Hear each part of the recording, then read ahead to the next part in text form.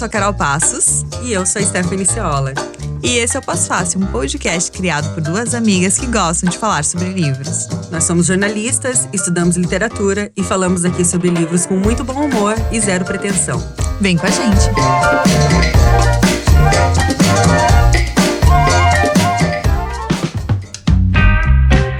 Olá!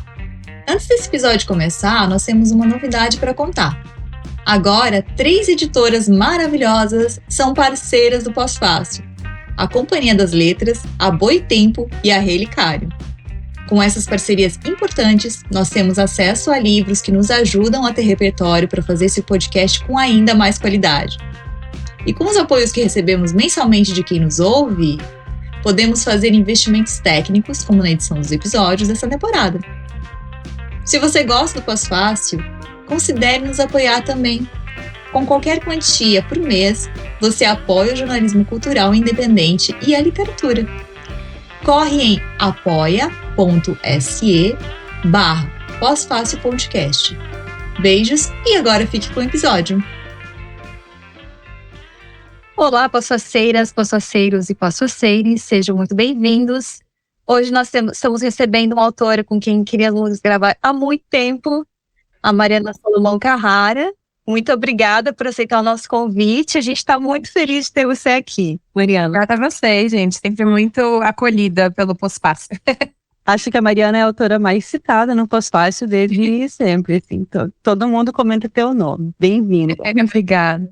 Eu vou fazer uma pequena apresentação tua e aí vou te pedir para complementar ou me corrigir, enfim, o que mais você quiser dizer sobre você, tá? A Mariana Salomão Carrara é paulistana, defensora pública, nascida em 1986.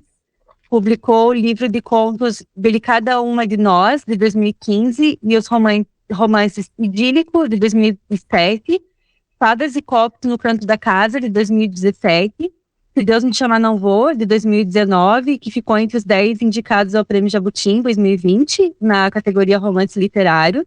É Sempre a Hora da Nossa Morte, Amém, de 2021. Foi finalista do Prêmio São Paulo em 2022 e naquele ano também ficou entre os 10 indicados ao Jabuti. E Não Fossem as Sílabas do Sábado, de 2023. Por contos e poemas, recebeu prêmios nacionais como o Off Flip, Sesc do Distrito Federal, Cinecol, Josué Guimarães e Inácio Loyola Brandão. Recebeu o 2º lugar no Prêmio Guiões de Portugal pelo roteiro do longa-metragem É Lá Que Eu Quero Morar.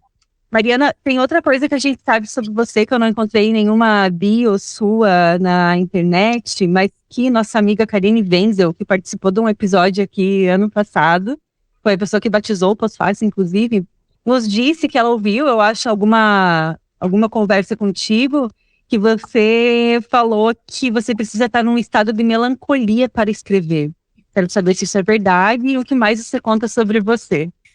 Bom, obrigada pela longa apresentação aí. A única correção é que o sílabas é do ano passado, né, 2022, não 2023, foi em junho que ele saiu. Então, sim, eu preciso, na verdade, acho que o que eu chamo de melancolia é um estado fora também do normal, do basal, que normalmente é pragmático, né? Eu tenho que sair um pouco do pragmatismo do dia a dia. Meu trabalho, né, é muito maçante, cheio de informação, cheio de estresse, também correria, muita gente, atendimentos, problemas muito intensos que não vão ser necessariamente os problemas da minha ficção, então eu preciso realmente me transpor para um outro estado. E normalmente, como eu escrevo drama, né, mas um drama, mesmo que tenha comicidade, eu preciso estar, né, completamente junta da minha personagem, da minha narradora normalmente, né, que são narradoras em primeira pessoa. Então, sim, um estado de melancolia me parece um nome bom para o que eu busco para conseguir começar a escrever, né? Numa noite que eu volto ao trabalho, que é bem difícil, isso é muito raro, ou nos finais de semana. Então, às vezes uma música, né? Uma playlist de música clássica mais emocionante, assim, mais comovente, eu vou entrando. Ou então, às vezes eu vejo um filme sozinha no cinema, acho que é um ótimo jeito de eu voltar caminhando para casa e já ir entrando no outro humor. Né? Então, acho que é por aí a minha explicação sobre isso. Legal. Você falou das narradoras e a gente aí ia falar sobre elas mesmo, assim. Tanto, em Deus, Se Deus Me Chamar Não Vou, É Sempre a Hora da Nossa Morte, e Não Fossem as Sílabas do Sábado, a gente tem as protagonistas e narradoras que são bem diferentes, né? No primeiro que eu falei, tem o ponto de vista de uma criança, depois uma idosa, e no terceiro, né, seu último romance, é uma mulher mais ou menos da nossa idade, entre os 30 e os 40 anos. Eu queria saber como é que é encontrar a voz dessas narradoras tão diferentes, assim. E uma coisa que eu acho muito interessante é que, por exemplo, no Se Deus Me Chamar Não Vou, eu senti que era uma criança me contando aquela história mesmo, né? Não alguém contando que a criança viveu aquilo. Mesmo que o narrador fosse ela, às vezes a gente percebe, né, que não me convence tão bem. Mas ali eu li uma criança o tempo todo, assim, né? Eu consegui acessar ela, de fato. Como é que você encontra ela? É engraçado que me perguntam bastante isso, e não é uma coisa que eu saiba responder como eu chego lá. Eu acho que é pelo convívio mesmo com a ideia dessa personagem e me colocar mesmo no lugar delas. A Maria Carmen, do Se Deus Me Chamar Não Vou, é a que eu mais consigo explicar, porque eu acho que eu fui essa criança escritora, né, com ambição de ser escritora e que produzia textinhos e ficçõezinhas que eu apresentava para a família, tinha muita vontade de ler para a escola, então ela tem muito da minha personalidade, ainda que exagerada, né, na ficção. E eu tinha escritos da época que eu resgatei para também formular um pouco da linguagem dela.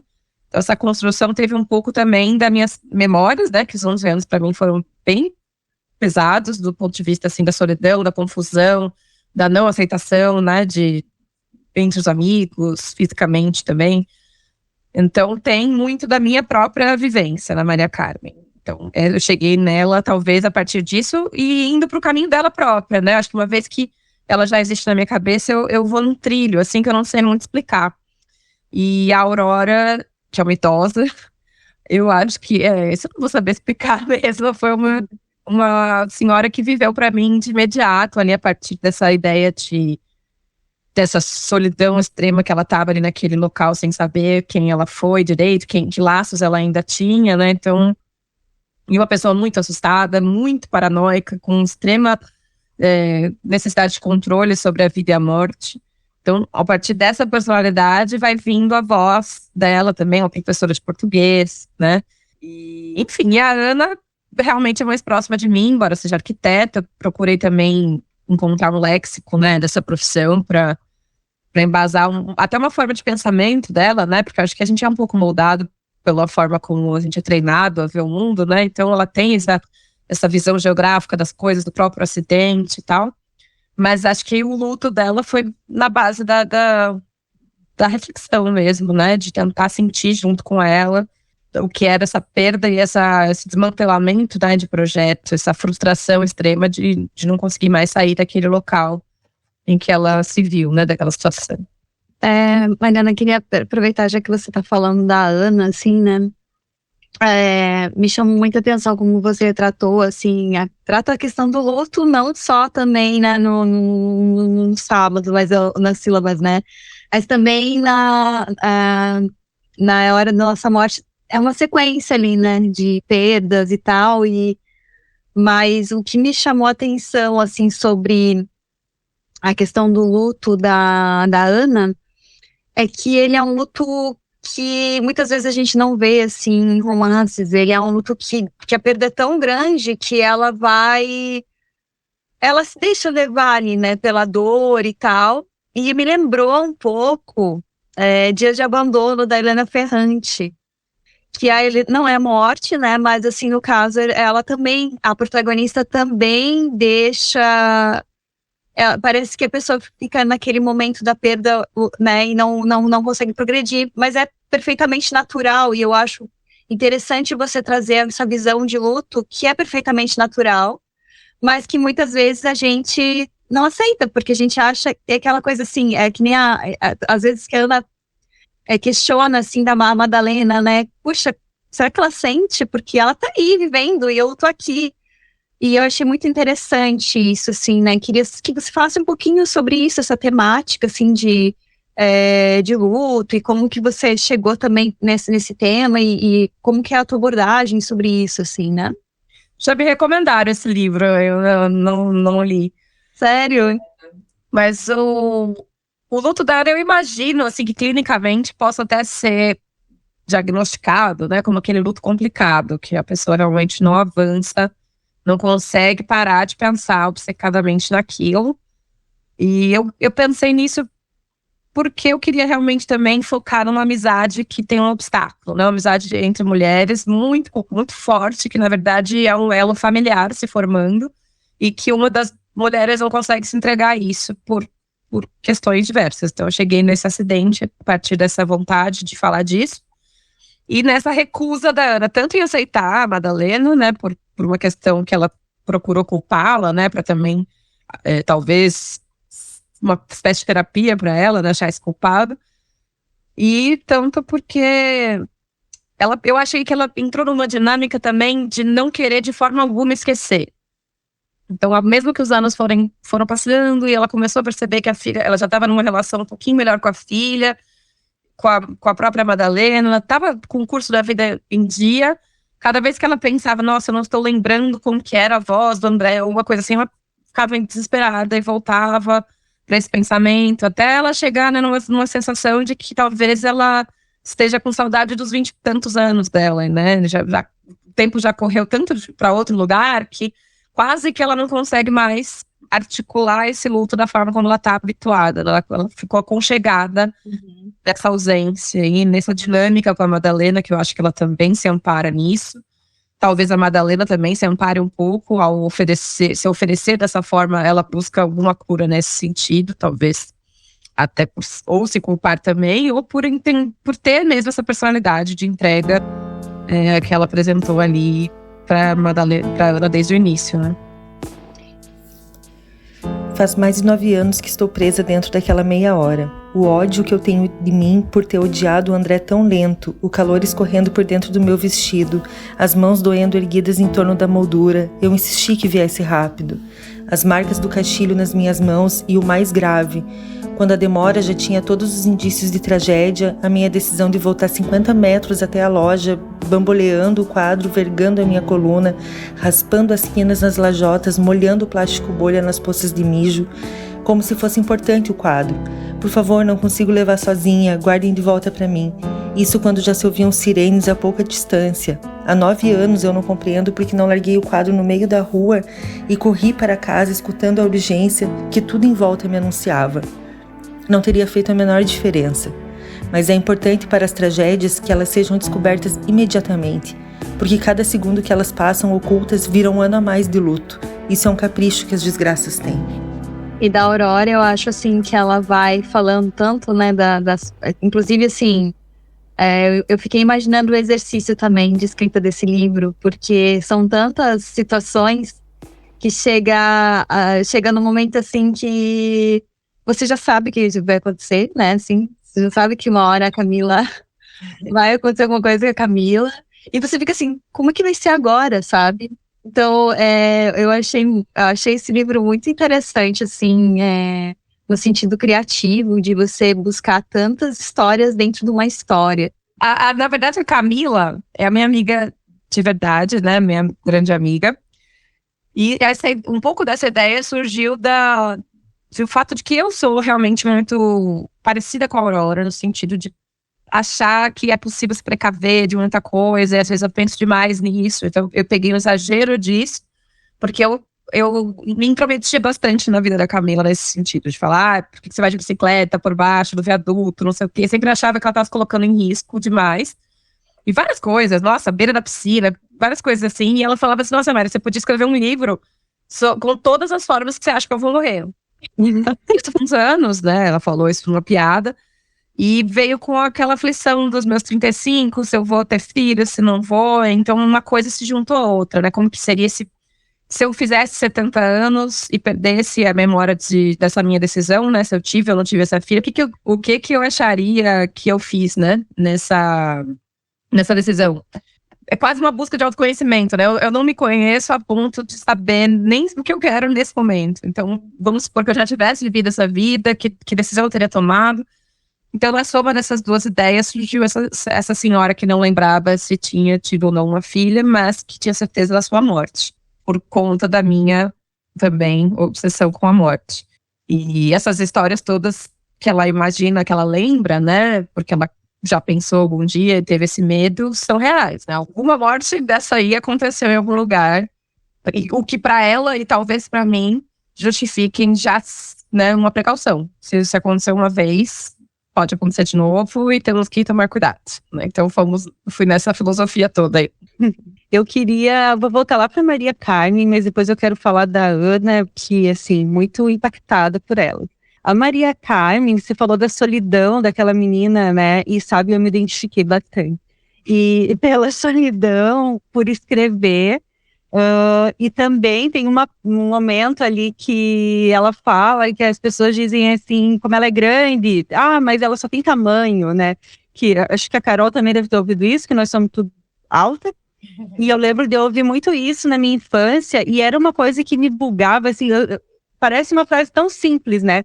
Mas era uma coisa que, assim, por um lado, o fato de eu ter tamanho, parecia que eu era muito madura para aguentar coisas que uma criança de 11 anos não deveria. E por outro, quando eu fazia alguma coisa de uma criança da minha idade, diziam, tá vendo? Ela só tem tamanho. Então, eu ficava muito naquela de, tipo, de não saber me situar naquele momento da infância, assim, o que eu sou, né? Eu sou uma mini adulta ou eu sou o que eu sou, uma criança grande? O que eu sou aqui, né? E eu identifiquei um pouco isso na Maria Carmen também, porque ela tem grandes responsabilidades ali, né? Ela é uma menina, assim, super... Ela arroga essa responsabilidade, né? Desse suposto cuidado aí que ela precisa ter com a família, né, tal. Eu pareço bem mais velha do que eu sou porque sou muito alta e tenho peso. Então as pessoas concluem que eu tive mais tempo para crescer e engordar, e por isso só posso ser mais velha. Daí a idade que pensam que eu tenho não combina nada com a roupa que eu uso e com a minha voz e as minhas perguntas. Acho que isso deixa minha mãe com vergonha, porque a todo instante ela me apresenta dizendo que eu só tenho 11 anos. Veja bem, só tenho tamanho.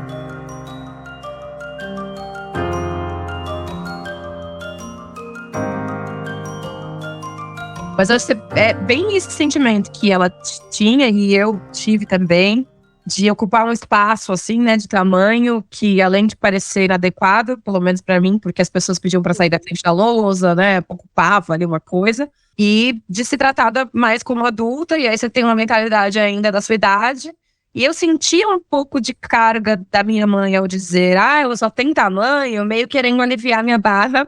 E pra mim isso era um julgamento, tipo, ela tá sendo boba. Ela está sendo boba, mas não de culpa, porque ela não tem a idade que ela aparenta ter.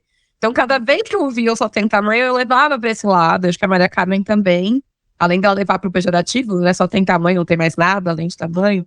Então, acho que essas expressões adultas também, recebidas pela criança, que tá tentando pensar muito mais do que tem repertório pra pensar, vão gerando uns ruídos aí que podem ser um pouquinho cômicos, né, no livro, mas também são bem marcantes, né, pra criança. E eu fiquei pensando na mãe dela também, sabe? Porque em nenhum momento me parece ser uma mãe negligente ou qualquer coisa ruim, assim. Não me parece ser uma boa mãe. E ainda assim, ela se vê num conflito com essa mãe em alguns momentos, né? Queria ser bonita como a mãe. Como assim a mãe tem 2 caras e ninguém me dá bola?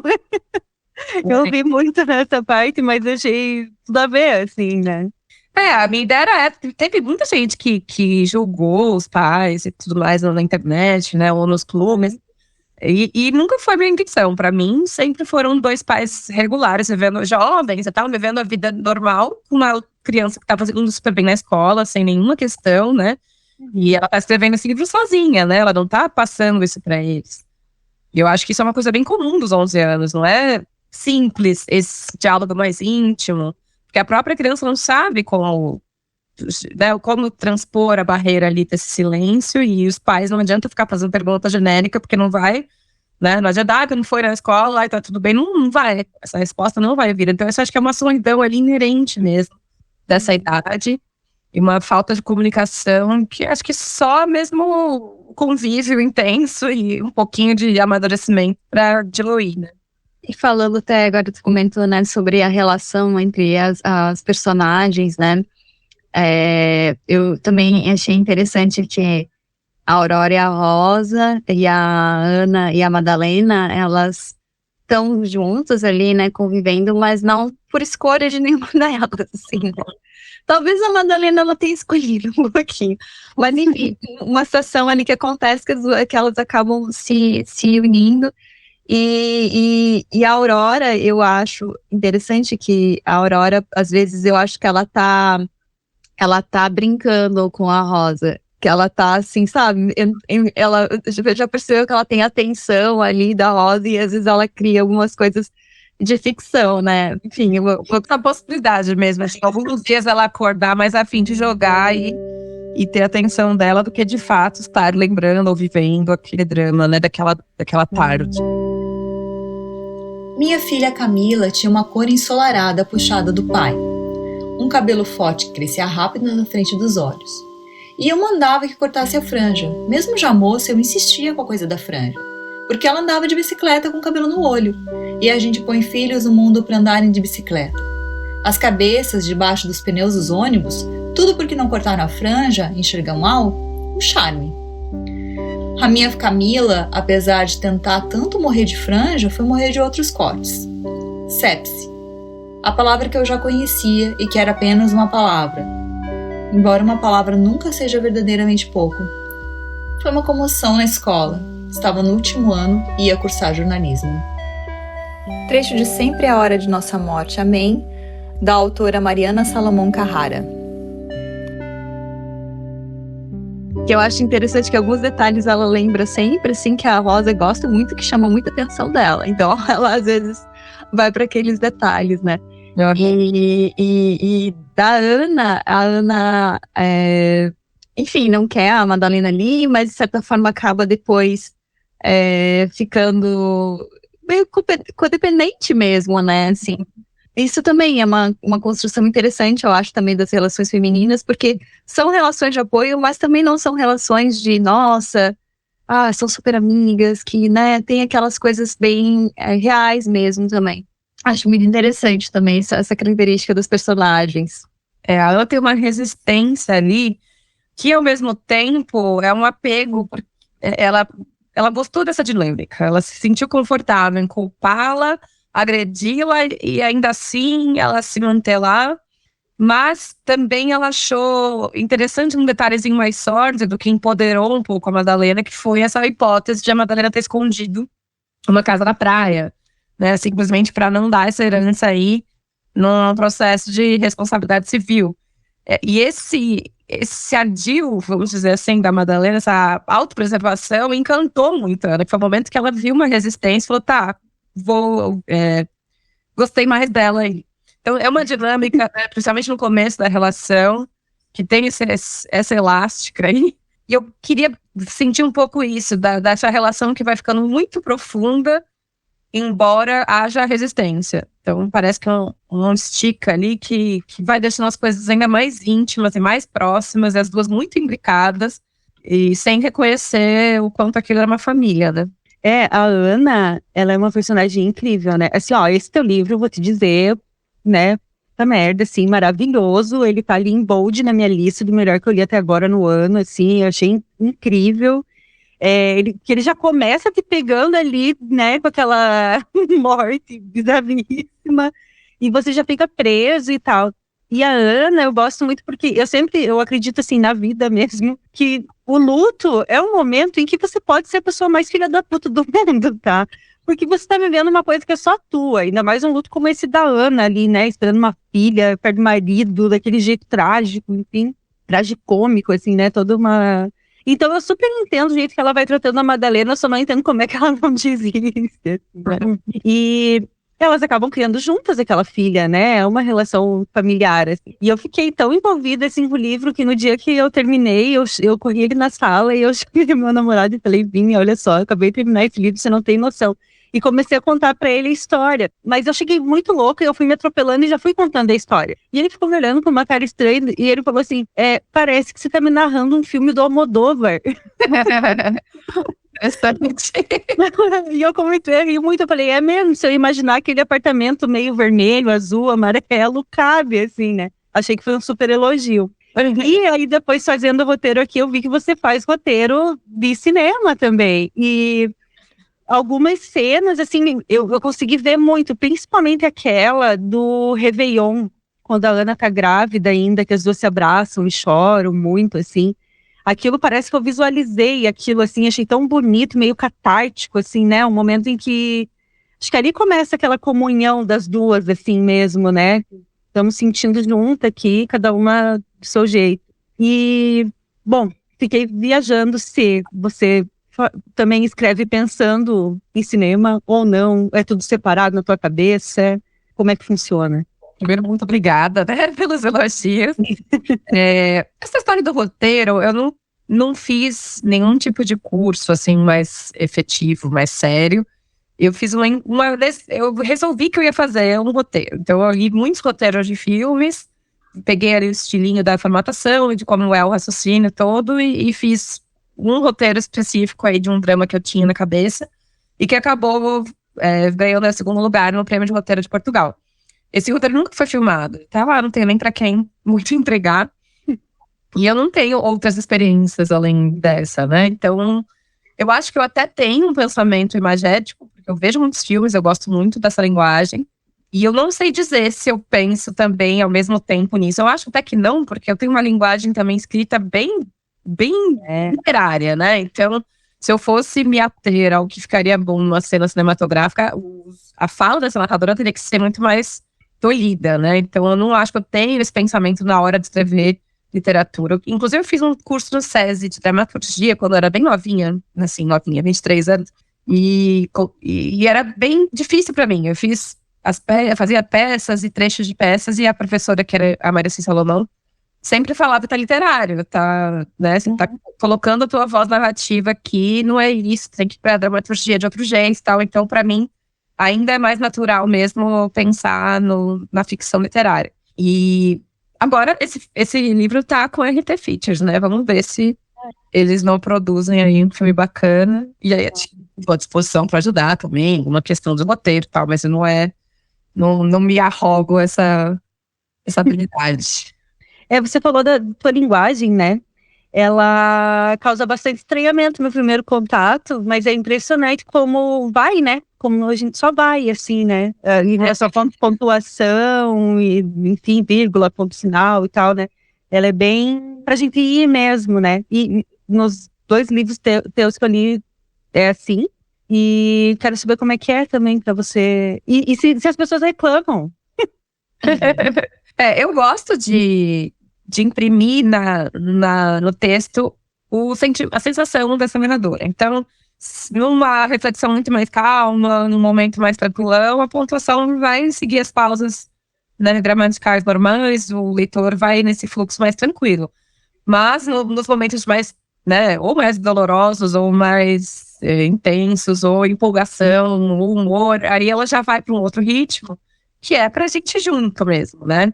E eu acho que acaba funcionando, porque uma hora que você pega a lógica do livro, né? Você entra dentro desse discurso, dessa forma, dessa lógica e vai.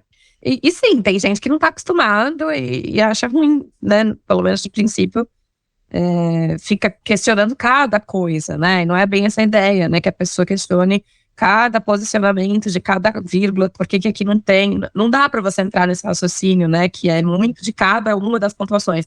É justamente para entrar no ritmo do pensamento, da sensação dessas narradoras, até por ser mesmo em primeira pessoa e por ser sempre um fluxo um pouco de pensamento ou monólogos interiores e tal, então segue bem esse ritmo interno, né? Ainda mais a Maria Carmen, que é uma criança escrevendo, não só pensando, eu quis muito brincar com isso do, né, Se Deus Me Chamar Não Vou, que quando ela tá fazendo um raciocínio mais calmo, elaborado, ela vai colocar as pontuações bonitinhas que ela tá aprendendo na aula de português, mas quando ela tá desabafando e o negócio saiu do controle dela, né, ela saiu um pouco daquela postura de escritora, vai no ritmo doido das vírgulas, sem vírgula e tudo mais, ou então várias vírgulas seguidas, que é um jeito bem infantilzinho também de ir continuando os raciocínios. E pra mim era importante que ela se deixasse levar de vez em quando, saindo da postura de escritora dela, né? Eu gosto muito dos títulos também, dos livros. Não sei se com editoras tu teve algum problema com títulos, né? Eu lembrei da Giovanna Madaloso, que ela comentou do título que ela queria colocar, e a editora falou, não. Mas não, quando chegou na parte que explica, assim, o título de É sempre a hora de nossa morte, amém. Eu ri muito porque a minha família é muito católica. Então, eu achei o nome do cachorro Perdoai também. Achei assim, muito interessante, assim, essas referências, mas os títulos são muito, muito bons. Muito obrigada. O É Sempre a Hora da Nossa Morte, amém. O título surgiu junto com a ideia mesmo, porque como era já essa brincadeira da Camila, de todas as formas como ela vai morrer, né, na minha opinião, a gente já fez essa brincadeira juntas, né? Vai chamar É Sempre a Hora da Nossa Morte, amém.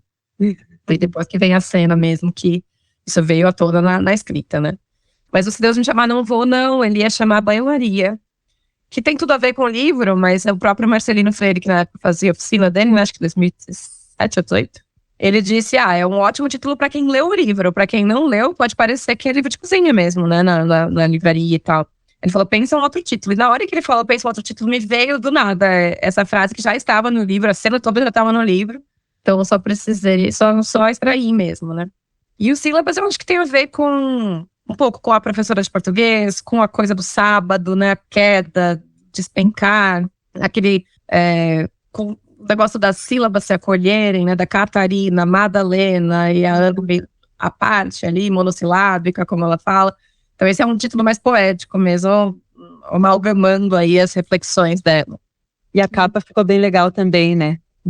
Aquela janelona ali. Já dá um... No começo você comentou, né, que você trabalha com defensoria pública e tal, né, e tem toda uma rotina, mas você produz bastante coisa, assim, né? Como é que você para escrever? Como é que é essa rotina aí de escrita também? Então, o duro é que agora, nesses últimos 2 anos, eu não tô com essa produção, não, porque o sílabas eu tinha escrito em 2018, 2019, junto com o Se Deus Me Chamar Não Vou. E aí ele ficou, assim, se arrumando ali, se acomodando, e depois ele ficou na fila da Todavia. Eu atrasei ele 1 ano para também lançar o outro que eu tinha escrito na pandemia, com a Nós. Então, desde 2020, né, que foi quando eu escrevia É Sempre a Hora, eu não tenho conseguido, né? Eu tô com um romance em andamento aí, mas bem devagar, porque realmente, além de ele ser um pouco fora da minha zona de, não diria conforto, porque escrever é confortável para mim, mas do que eu tô acostumada e que eu acesso de forma mais íntima, só procurando em mim mesma, eu tenho que pesquisar muito nesse romance e tal. Então, não tô conseguindo porque a defensoria tá realmente bem intensa. E eu precisaria abdicar de mais coisas para essa escrita. Eu tô sempre pretendendo fazer isso mais vezes. E às vezes acaba vendo esse fim de semana, eu quero encontrar as pessoas, então eu fico sempre nessa culpa, né? Se eu tô escrevendo, eu tô me culpando porque eu não tô com os amigos, se eu tô nos amigos, eu não tô escrevendo, enfim, é um conflito eterno, eu diria. Fico sempre me iludindo que vai dar tempo de fazer tudo e não dá. Então, hoje eu recebi um e-mail aí de uma pessoa que faz um TCC, jornalista, falou, eu ouvi dizer que você, pesquisando só escritores que conseguem ser só escritores, que virem disso. E eu ouvi dizer que você está nesse caso. Eu falei, nossa, que boato interessante, que eu adoraria, né, estar me dedicando somente à escrita, não que eu acho meu trabalho muito importante também, então eu me orgulho dele, né, e dependo totalmente dele, mas é claro que eu fico dividida o tempo todo, né?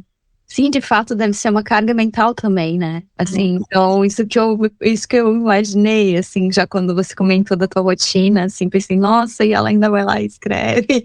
O mais difícil também do meu trabalho, além do peso dos temas que vem na Defensoria Pública, é que você nunca acaba esse trabalho, né? Tem sempre muita coisa acumulada. Então, a sensação de que você está devendo, às vezes é muito difícil de suplantar isso, deixar em suspenso para ir fazer outra coisa que também envolve o computador, já está com dor em tudo, tem que então, realmente é um desafio. Que tá bem empolgada mesmo para aguentar a tendinite de novo, depois de um dia todo já no computador, né?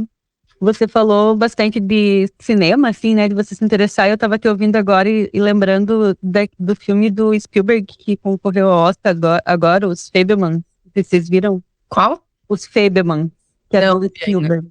Ele é bem bonito e, né, autobiográfico, assim, e tem um momento que tem um diálogo muito bonito sobre as escolhas que você tem que fazer quando você quer se dedicar à arte. E aí, um tio dele, que vai trabalhar no circo, fala isso pra ele, assim, você vai se sentir cobrado porque você deveria estar com a tua família e você vai estar querendo se dedicar à tua arte e o inverso também. E eu lembrei muito disso de você falando, assim, né? E ele é uma criança quando o tio fala isso pra ele ainda. E aí ele vira só o Spielberg, né? Então acho que não sei do que ele abriu mão, mas pra arte dele funcionou. Sim. A gente sempre tem a pergunta de se está produzindo, você já respondeu que a gente está produzindo. E também a gente sempre pergunta sobre referências, se você tem indicações de livros, o que tu tem lido, né? Até pra gente conhecer também autoras novas e autores novos, a gente sempre coloca isso para quem a gente está entrevistando. Eu tenho, da mesma forma que eu tô escrevendo pouco, normalmente as duas coisas caminham juntas. Eu tô lendo muito pouco, só na hora de dormir. Então não tenho nada atual, assim, que eu esteja, né? Eu tô relendo Angústia do Graciliano Ramos, não é nada novo pra indicar. Inclusive vi uma peça ontem aqui em São Paulo muito boa, que era uma trechos do Infância do Graciliano, amei bastante. Postei no Instagram. Mas assim, referências minhas, Lígia Fagundes Telles, quando eu conheci a adolescência, li muito dela, então acho que moldou um pouco ali do que eu estava escrevendo. E mais recentemente, faz uns 10 anos, eu conheci a Elvira Vinha, que eu acho que deveria ser muito mais lida, né, pelo Brasil, porque ela é realmente incrível. Infelizmente faleceu precocemente, né, 69. Tava super produzindo, eu acho, ainda lançaria muita coisa se não fosse isso. E então eu recomendo todos dela. Não li os infantis, não li os adultos, muito bons. E eu acho que tem uma questão aí que eu trouxe pra mim também. Eu sinto que na linguagem dela teve algo ali que eu fui apropriando com o tempo e juntando a minha própria maneira ali. E, assim, autores novos, eu também vou ficando por fora, porque eles me mandam livros e tal, mas eu não consigo ler. Eu estudei com algumas pessoas na oficina, né, na época que eu fiz o CLIP, curso livre de preparação de autores, de escritores, aqui do Casa das Rosas, em São Paulo. Então eu conheci a Jéssica Cardim, o Leonardo Piana, a Ana Esquilante, que viraram amigos pessoais meus. Tem a Aline Mota, que lançou livro, o Bruno lançou livro, e o Anderson também. Então, assim, teve um boom de publicações que saiu das nossas aulas, e eu li todos, e gostei bastante. O Léo é uma temática de, tipo, um amadurecimento de um jovem gay no interior, tem um pouco de autoficção, é muito legal, muito lindo. O da Jéssica eu acabei fazendo a orelha, inclusive, dele, que é Pra Onde Atrai o Azul. E a Ana, da minha editora, da Nós, também, Costuras pra Fora, que é um livro de contos. Também recebi um romance lá da Bahia, que é a Júlia, e ela escreveu Cães, eu achei bem bacana. ler. A gente vai entrevistar ela. Ai, que legal! Ela é bem divertida no Instagram, você não conheci ela pessoalmente. né? Ela é muito interessante, uma menina super nova, né? Ainda vai trazer muita coisa, eu acredito. Ela tá escrevendo, que eu saiba, então temos o que aguardar. E lindo, Cães, né? Maravilhoso. Eu falei pra Carol, fiquei impactadíssima, assim, com a leitura. A Carol leu um tempo já tinha me recomendado, achei Muito incrível. interessante. Mariana, a gente agradece muito por ter topado participar com a gente quando a gente decidiu fazer essa temporada só com mulheres que escrevem. Acho que teu nome foi um dos primeiros que apareceu. A gente já queria falar contigo há bastante tempo. E aí saiu o livro novo, né? Não, vamos correr para ler, para conversar com ela já sobre o livro novo. E a gente amou mesmo e recomenda para todo mundo. Obrigadão por ter dedicado esse tempo para estar aqui com a gente. Obrigada a vocês, gente, pelo carinho de sempre. Boas leituras aí. Obrigada. Obrigada, nós. Tchau, tchau. Tchau. Tchau, tchau.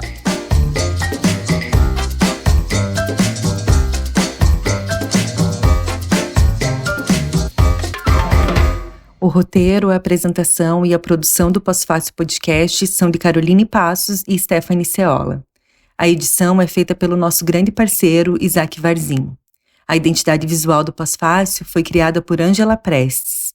As nossas fotos produzidas foram feitas pelos fotógrafos Bettina Almeres e Marco Fávero, assim como o vídeo de divulgação do Pós-Fácil.